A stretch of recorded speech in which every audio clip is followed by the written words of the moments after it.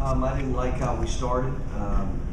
One of the things I had to explain to this team, we've got a lot of young guys, I was just disappointed that the older guys don't understand it. Anybody that comes in this building, this is a big deal for them to play here. And they play out of their minds.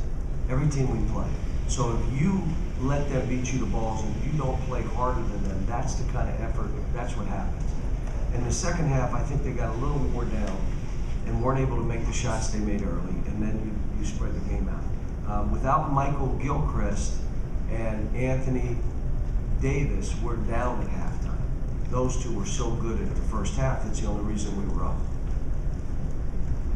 Coach, what was your message to Terrence and the team after last night? I didn't see who asked me that. Right back. Straight back.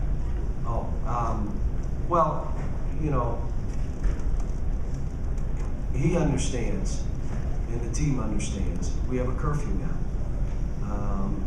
The beginning of every year, I give them an opportunity to, you know, figure it out, police each other, do your thing, and they know the night before a game. Come on, but he's,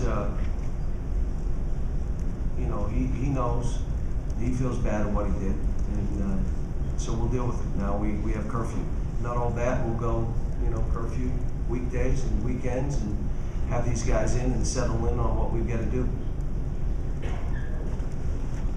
Coach, what can you learn from having with all these young players playing the Rupp Arena with a giant target on your back with all this tradition? What can the players learn from this game? Well, what happens is, like the last game, Marcus Teague started so good, our team started so good.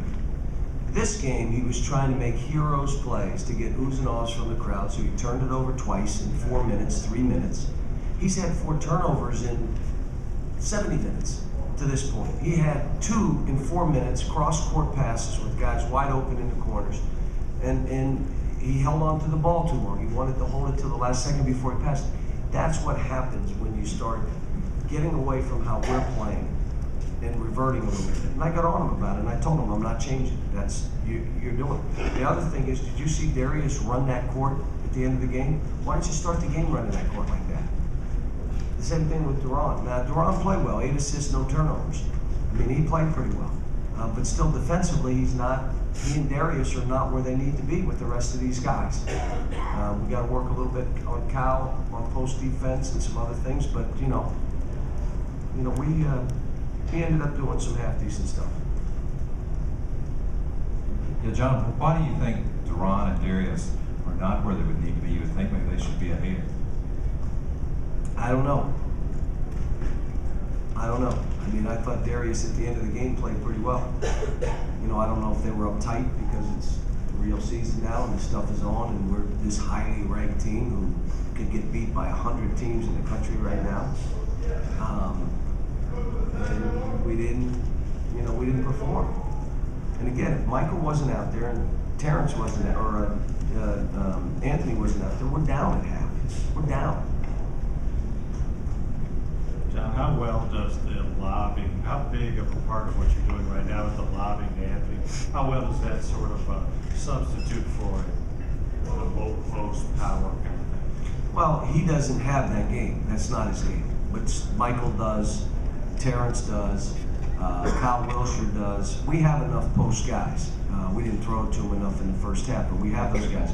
But what it does is it kind of just demoralizes the other team. Think about it. You play great defense, and the guy's falling out of bounds and throws it at the rim, and the guy dunks it and smashes it, and the whole crowd goes nuts. You play zone, he's hanging around the rim, so you're doing a great job in zone, and all of a sudden your point guard throws it at the rim and he dunks it. It takes the wind out of your sails. In transition, you're a small guard, you know I'm getting dunked on if he's running. You're standing there saying, I'm going to get dunked on here. So usually you'll slow down so you're not on the highlight tape and just let him do it. What are you expecting, or maybe what are you hoping to learn from your team with the game with Kansas in New York?